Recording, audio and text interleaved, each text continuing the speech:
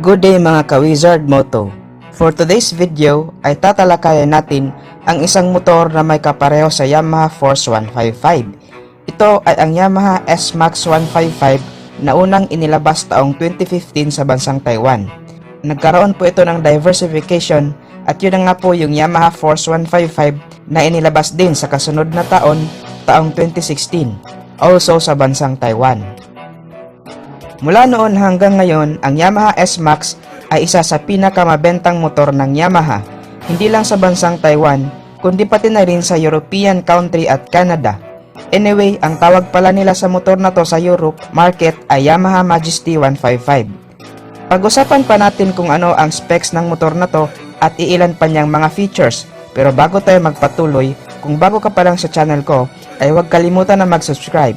Pakihit na rin ang notification bell icon para una kang maabisuhan sa ating next video upload. Maraming salamat sa walang sawang pagsuporta, mga solid kong subscribers. Sa Pilipinas ay nangunguna ang NMAX 155 sa may pinakamadaming gumagamit na scooter ng Yamaha. Ang pagtapat naman nito ng Honda sa ganitong kategorya ay ang Honda PCX 160. Ang motor na pag-uusapan natin ngayon, ang Yamaha S-Max 155, ay may karakter na kagaya ng sa Honda PCX 160 na naka-naked handlebar. Kaya tinagurian din itong sporty maxi scooter dahil ito ay naka-naked handlebar. Ang itsura naman nito ay kapareho ng sa Yamaha NMAX 155. Pero masasabi natin na lamang itong S-Max 155 sa dalawa dahil meron itong karakter na maikukonsidera natin na isa sa pinaka-importante na dapat magkaroon ang isang scooter sa makabagong panahon natin ngayon. Ito ay ang flat floor footboard o mas kilala sa atin mga Pinoy na gulay board. So kung type mo ang motor na naka-naked handlebar at parang NMAX ang datingan and at the same time may gulay board, itong Yamaha S-Max ang nararapat para sa'yo. So far, ang Yamaha Philippines ay wala pa talagang scooter na 155cc category na may gulay board. Anyway guys, sa Pilipinas ay meron pala tayong isang scooter na halos kapareho ang itsura nitong Yamaha S-Max 155. Isa itong Singaporean brand, mamaya ay i-reveal natin yan. So ang S-Max 155 ay mayroon nga po itong middle flat floor footboard na wala sa NMAX at PCX. Very convenient kapag ikaw ay nagmamaneho. And at the same time ay mayroon ka pang paglagyan ng luggages. Isa din sa kagandahan ng motor na to ay ang kanyang suspension dahil naka-monoshock na po ang suspension niya sa likuran, which means na mas sporty talaga siyang tingnan compare sa PCX at NMAX. Very smooth ang kanyang suspension response pagdating sa malulubak na daan. Naka full LED na rin ang kanyang headlight, position light, daytime running light at tail light. Mayroon din itong mini compartment sa harap na pwedeng paglagyan ng gamit like wallet, pamunas, tubig at iba pa. Nakapaloob din sa mini side compartment ang 12 volts charging port para sa ating cellphone na alam naman nating sa panahon ngayon ay very useful talaga ang ganitong features. Lalong-lalo na sa atin mga delivery riders na kaakibat na ang cellphone sa kanilang trabaho. Kahiliran naman ito ang kanyang susian at ang kanyang fuel access, kagaya ng sa Yamaha Gravis na nasa harapan na ang kanyang fuel access. Speaking of fuel, ay mayroon itong fuel tank capacity na 7.4 liters. Average fuel consumption ay 37 km per liter.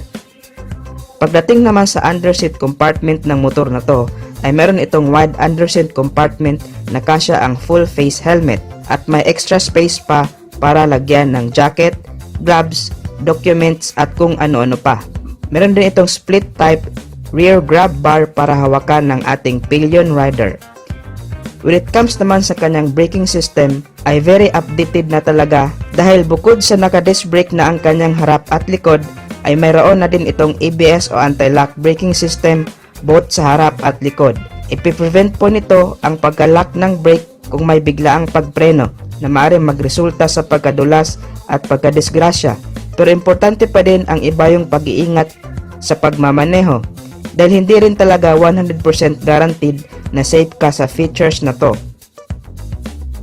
Punta naman tayo sa sukat ng kanyang gulong.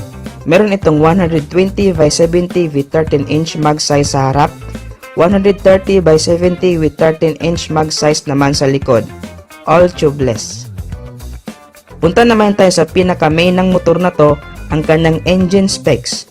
Of course, meron itong 155 cubic centimeter engine displacement, 4-stroke, 4 valves, single overhead cam, single cylinder, fuel injected, liquid cooled at ang kanyang transmission type ay CVT. Starting system ay electric start at wala po itong kickstart. Sa overall specs and features ng motor na to ay almost the same lang din talaga ng sa Honda PCX at Yamaha NMAX.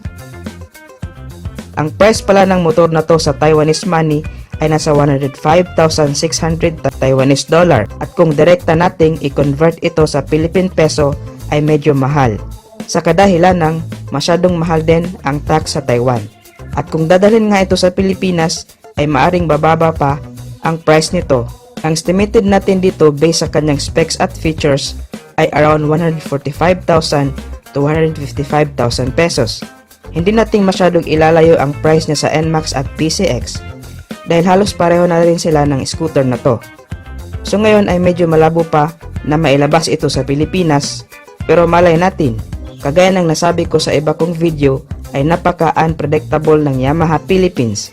Hindi pa rin natin maalis na maaari itong ilabas sa Pilipinas lalo pat wala pang 155cc ang Yamaha Philippines na may gulay board. Hindi kagaya ng sa Honda na mayroon na silang Honda Click 150 na may gulay board. Anyway, ang binanggit ko pala kanina na mayroon ang Pilipinas na kapareho sa Yamaha S-Max 155 na isang Singaporean brand ay walang iba kundi ang Fecon Slick 150.